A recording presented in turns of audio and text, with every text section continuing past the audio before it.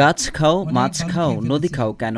নদী মরলে আমরাও মরি, এমন নানা আর্তনাদ লেখা প্লাকার্ডে আছে এক রাক্ষসের প্রতিচ্ছবিও। বোঝানো হচ্ছে মানুষরূপী রাক্ষস গিলে খাচ্ছে ব্রহ্মপুত্র নদকে।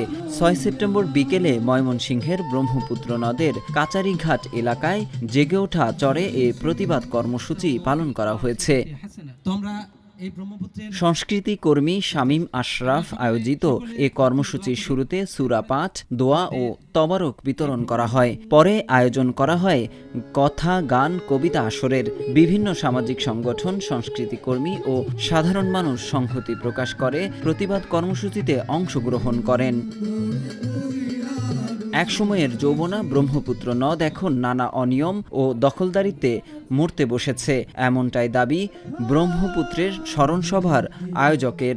এই ব্রহ্মপুত্রের পানি যারা খাইছে, বালু যারা খাইছে, হরনের নামে যারা লুটপাট করছে, আমাদের এই ব্রহ্মপুত্রের আয়োজন হচ্ছে, স্মরণসভা হচ্ছে তাদের বিরুদ্ধে, যে এই ব্রহ্মপুত্রকে বাঁচাইতে হবে। এদিকে অন্যান্যরাও জানান, যতদিন না পর্যন্ত ব্রহ্মপুত্র যৌবন ফিরে পাবে ততদিন পর্যন্ত চলবে তাদের এমন প্রতিবাদ কর্মসূচি। নদী হচ্ছে সভ্যতার কেন্দ্র, নদী কেন্দ্রিক সভ্যতা গড়ে ওঠে। এই সভ্যতার বিরুদ্ধে যারা দাঁড়িয়েছে আমরা তাদের বিরুদ্ধে কথা বলতে চাচ্ছি, এবং প্রাথমিকভাবে আমরা বলতে চাচ্ছি ব্রহ্মপুত্রের যে পুরাতন সীমানা, সেই সীমানাটা আমাদের নির্ধারণ করে দিতে হবে। এবং এখানে কত কোটি টাকা ড্রেজিংয়ের জন্য বরাদ্দ হয়েছে, প্রতিটা বছর যখন ঘুরে ঠিক একই জায়গায় ড্রেজিং কার্যক্রম হয় এবং সেই জায়গায় চর জেগে ওঠে, তাহলে আসলে সরকারের টাকাগুলো যাচ্ছে কোথায়, কার পেটে যাচ্ছে, এই প্রশ্নগুলো আমরা ছুড়ে দিচ্ছি। আমরা আশা করব বর্তমান সরকারের কাছে এটা খুব দ্রুত সুষ্ঠু তদন্তের মাধ্যমে দুষ্ট ব্যক্তিকে শাস্তিতে আমাদের ব্রহ্মপুত্রের পুরানো যৌবন ফিরে পাবে, সেই প্রত্যাশা।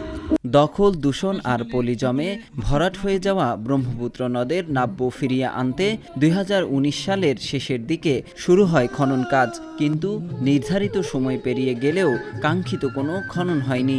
এ ব্যাপারে জানতে চাইলে বাংলাদেশ অভ্যন্তরীণ নৌ পরিবহন কর্তৃপক্ষের ময়মনসিংহের নির্বাহী প্রকৌশলী মহসিন মিয়া আজকের পত্রিকাকে বলেন, কাজ করতে বাধা দিচ্ছে এলাকার লোকজন, বুঝছে, বিভিন্ন জায়গায়।